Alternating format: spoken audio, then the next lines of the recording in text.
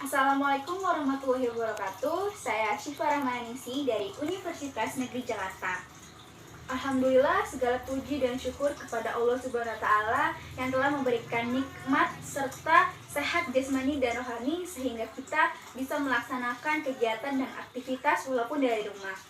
Di masa pandemi seperti ini, saya selalu mengingatkan kepada kita semua, khususnya untuk diri saya sendiri, agar selalu menjaga kesehatan dengan cara 3M. Yang pertama, mencuci tangan. Yang kedua, memakai masker. Yang ketiga, menjaga jarak.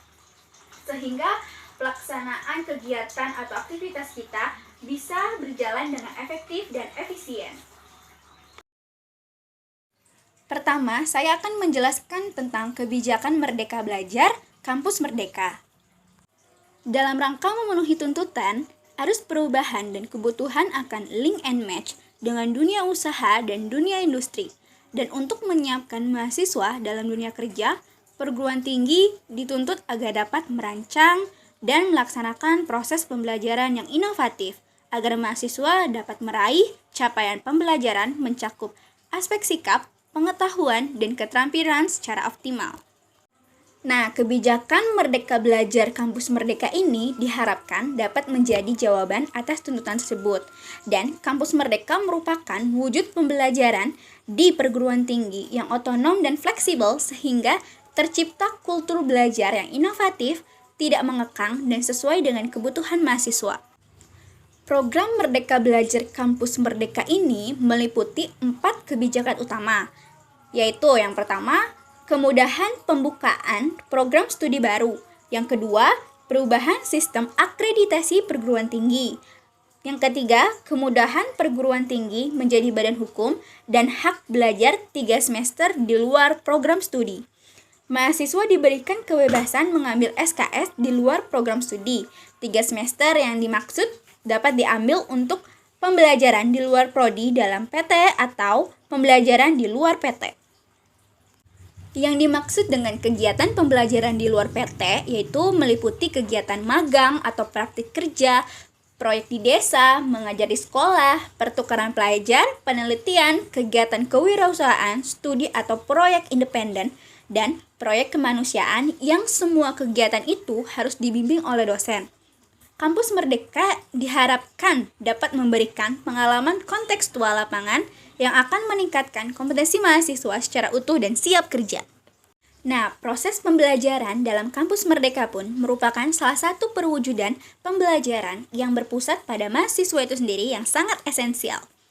Pembelajaran dalam Kampus Merdeka memberikan tantangan dan kesempatan untuk pengembangan kreativitas, kapasitas, kepribadian, dan kebutuhan mahasiswa, serta mengembangkan kemandirian dalam mencari dan menemukan pengetahuan melalui kenyataan dan dinamika lapangan, seperti persyaratan kemampuan, permasalahan real, interaksi sosial, kolaborasi, manajemen diri, tuntutan kinerja, target, dan pencapaiannya. Selanjutnya, melalui Merdeka Belajar Kampus Merdeka, diharapkan dapat menjawab tantangan perguruan tinggi untuk menghasilkan lulusan sesuai perkembangan iptek dan tuntutan dunia usaha dan industri. Dan adapun tujuan utama dari Merdeka Belajar Kampus Merdeka ini, yang pertama, mendorong proses pembelajaran di perguruan tinggi yang semakin otonom dan fleksibel. Nah, yang kedua, menciptakan kultur belajar yang inovatif, tidak mengekang, dan sesuai dengan kebutuhan mahasiswanya. Lalu, yang terlibat dalam program ini yang berhak itu mahasiswa, yang memfasilitasi yaitu dosen, instruktur, dan tenaga pendidikan, pengelolaan perguruan tinggi, lembaga pemerintahan, badan atau lembaga penelitian dan pengabdian masyarakat, dunia usaha, dan dunia industri, serta mitra perguruan tinggi. Nah, ada juga regulator, yaitu Direktorat Jenderal Pendidikan Tinggi Kemendikbud Republik Indonesia. Adapun contoh proses belajar Kampus Merdeka. Yang pertama, model blok pembelajaran di luar PT. Ada semester 1 sampai semester 2 pembelajaran di prodi, MKWU, dan MK Keprodian. Semester 3 MK Keprodian. Dan semester 4 pembelajaran di luar prodi dalam PT. Semester 5 Sampai semester 6 pembelajaran di luar PT atau magang, semester 7 pembelajaran di prodi, MK Prodian, dan semester 8 pembelajaran di prodi dan tugas akhir. Contoh yang kedua yaitu model non-blok pembelajaran di luar PT. Semester 1 sampai semester 2 pembelajaran di prodi, MKWU, dan MK Prodian. Semester 3 sampai semester 4 MK Keprodian. Semester 5 pembelajaran di luar PT atau magang, semester 6 pembelajaran di luar prodi dalam PT, semester 7 pembelajaran di luar PT atau magang kembali, semester 8 pembelajaran di prodi dan tugas akhir. Dan contoh yang ketiga, model pencepatan. Dari semester 1 sampai semester 2 pembelajaran di prodi, MKWU, dan MK Keprodian, semester 3 sampai semester 4 pembelajaran di prodi, MK Keprodian, semester 5 pembelajaran di prodi, semester 6 pembelajaran di luar PT atau magang, dan semester 7 pembelajaran di prodi dan tugas akhir. Dan adapun perhitungan SKS pembelajaran di luar kampus. Nah, setiap SKS itu diartikan sebagai jam kegiatan, bukan jam belajar. Definisi dari kegiatan itu sendiri, belajar di kelas, praktik kerja atau magang, pertukaran belajar, proyek di desa, wirausaha, riset, studi independen, dan kegiatan mengajar di daerah terpencil.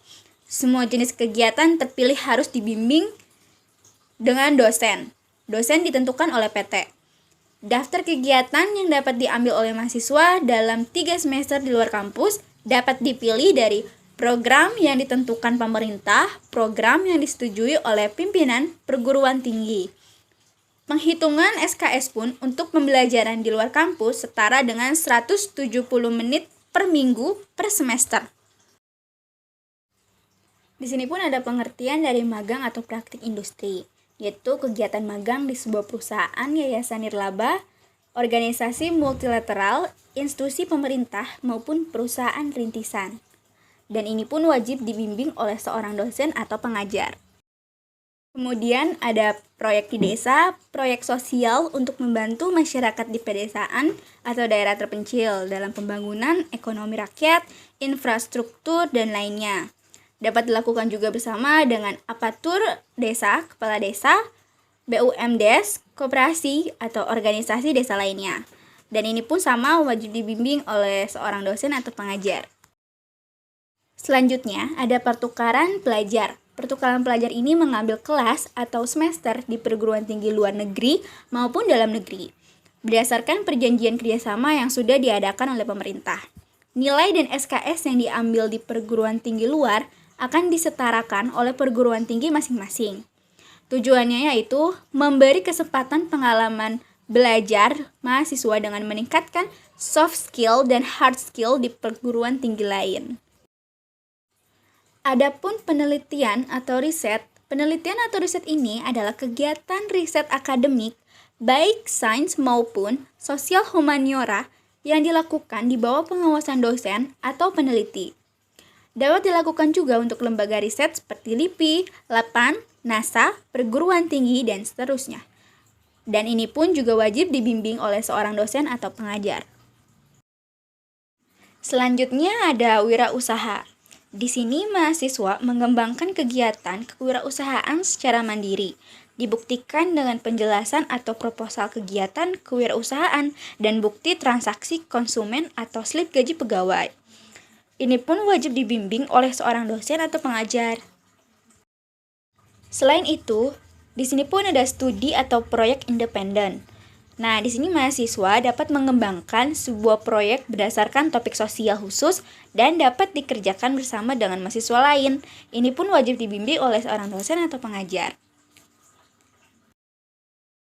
Dan ada pula proyek kemanusiaan. Mahasiswa mengembangkan kegiatan kewirausahaan secara mandiri dibuktikan dengan penjelasan atau proposal kegiatan kewirausahaan dan bukti transaksi konsumen atau slip gaji pegawai. Ini pun sama dengan sebelumnya, wajib dibimbing oleh seorang dosen ataupun pengajar. Lalu ada kegiatan mengajar di sekolah. Kegiatan mengajar di sekolah dasar, menengah, maupun atas selama beberapa bulan. Sekolah dapat berada di lokasi kota maupun terpencil, dan program ini akan difasilitasi oleh Kemendikbud. Selanjutnya, saya akan mengulas mengenai program mengajar dari rumah. Di sini adalah latar belakangnya, yaitu situasi pandemi akibat persebaran COVID-19 membuat pemerintah mengeluarkan kebijakan pembatasan sosial berskala besar atau PSBB. Tidak terkecuali dengan proses pembelajaran di sekolah yang terpaksa harus menerapkan sistem pembelajaran jarak jauh atau PJJ. Pada kenyataannya, sistem PJJ ini ternyata menuai banyak kendala. Dalam praktiknya, sistem PJJ bertumbuh pada pemanfaatan media dan teknologi seperti handphone, laptop, dan lain-lain. Siswa tidak didampingi langsung oleh pendidik. Nah, akibatnya tidak jarang siswa justru kesulitan dalam menerima materi pembelajaran. Atas dasar permasalahan tersebut, Kemendikbud RI melalui Ditjen Pendidikan Tinggi memprakarsai program mengajar dari rumah atau MDR. Nah, program ini merupakan ikhtiar Ditjen Dikti dalam rangka membantu mensukseskan sistem PJJ atau pembelajaran jarak jauh di masa pandemi ini. Ditjen Dikti mengajak volunteer yang berlatar belakang mahasiswa aktif seperti saya dari berbagai perguruan tinggi di Indonesia. Nah, lalu di sini pun ada tujuannya. Yang pertama itu untuk membantu adik-adik siswa dalam belajar di tengah pandemi ini melalui sistem pembelajaran jarak jauh. Nah, yang kedua, memberikan semangat serta wawasan tambahan untuk para siswa. Serta yang terakhir, membantu orang tua siswa dalam mendidik anak-anaknya. Karena di masa pandemi ini banyak orang tua yang sulit untuk mendidik para anak-anaknya. Di sini pun ada sasaran. Sasaran siswa yang saya bantu yaitu siswa yang duduk di sekolah dasar yang berasal dari Kelurahan Rawamangun, Kecamatan Pulau Gadung, Kota Jakarta Timur. Dan di sini saya melampirkan jadwal kegiatan belajar mengajar yang dimulai pada hari Selasa tanggal 1 Desember 2020 dan pukul 15.30 sampai 17.30 waktu Indonesia Barat.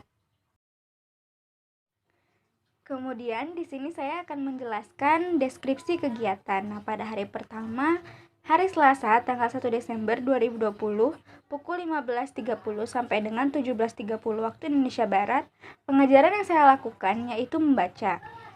Kedua, pada hari Rabu tanggal 2 Desember 2020, pada pukul yang sama, pengajaran yang dilakukan yaitu menulis sambung. Pada hari ketiga, hari Sabtu tanggal 5 Desember 2020, pukul 15.30 sampai dengan pukul 17.30 waktu Indonesia Barat, pengajaran yang dilakukan yaitu membaca lagi. Nah, pada hari keempat, yaitu hari Senin tanggal 7 Desember 2020, pukul yang sama juga, pengajaran yang saya lakukan yaitu berhitung penjumlahan. Pada hari kelima, Selasa tanggal 8 Desember 2020, pengajaran yang dilakukan yaitu berhitung pengurangan. Pada hari keenam, hari Kamis tanggal 10 Desember 2020, pada pukul yang sama, pengajaran yang dilakukan yaitu membuat prakarya agar melatih kreativitas adik-adik. Nah, pada hari ketujuh, pada hari Sabtu tanggal 12 Desember 2020, pukul yang sama juga, pengajaran yang saya lakukan yaitu berhitung perkalian. Pada hari ke-8, Senin tanggal 14 Desember 2020, pukul yang sama, pengajaran yang saya lakukan yaitu berhitung pembagian. Pada hari ke-9, hari Selasa tanggal 15 Desember 2020, pukul yang sama juga seperti yang awal, pengajaran yang saya lakukan yaitu adik-adik menggambar dan mewarnai. Nah, pada hari ke-10, hari Rabu tanggal 16 Desember 2020, pengajaran yang saya lakukan yaitu pengucapan alfabet dalam bahasa Inggris. Nah, yang ke-11, pada hari Sabtu tanggal 19 Desember 2020, pengajaran yang saya lakukan yaitu membaca lagi. Lalu yang terakhir, pada hari ke-12, hari Minggu tanggal 20 Desember 2020, pukul 15.30 sampai 17.30 waktu Indonesia Barat, pengajaran yang saya lakukan yaitu menghitung penjumlahan lagi. Dan yang terakhir, saya melampirkan dokumentasi kegiatan belajar mengajar dari rumah dalam kondisi pandemi COVID-19. Nah, pada gambar pertama, mengajarkan siswa berhitung penjumlahan. Pada gambar kedua, mengajarkan siswa berhitung pengurangan. Pada gambar ketiga, mengajarkan siswa membaca. Dan pada gambar yang keempat, mengajarkan siswa menulis huruf sambung. Nah, siswa-siswa yang mengikuti kegiatan tersebut sangat excited karena mereka bisa bertemu dan belajar dengan teman-temannya. Tidak sama halnya seperti mereka yang belajar di rumah sendiri bersama dengan orang tuanya. Nah, karena itu juga orang tua siswa pun sangat senang dengan adanya kegiatan tersebut. Bisa membantu mereka yang sebagaimana banyak sekali orang tua yang mengeluh bagaimana supaya anak mau belajar di rumah dengan orang tuanya. Jadi, kesimpulannya, dengan adanya program mengajar dari rumah ini sangat membantu siswa dan orang tua dalam pembelajaran jarak jauh di masa pandemi ini, di mana dari para siswa mengalami perkembangan selama mengikuti kegiatan ini. Contohnya, seperti yang belum mahir berhitung dan membaca, sekarang mereka sudah mengerti dan memahaminya. Oke, sekian dari saya. Kurang lebihnya mohon maaf. Dan selalu ingat 3M. Yang pertama, memakai masker. Yang kedua, mencuci tangan. Dan yang terakhir, menjaga jarak. Dan stay healthy, stay happy, and stay positive. Terima kasih. Wassalamualaikum warahmatullahi wabarakatuh.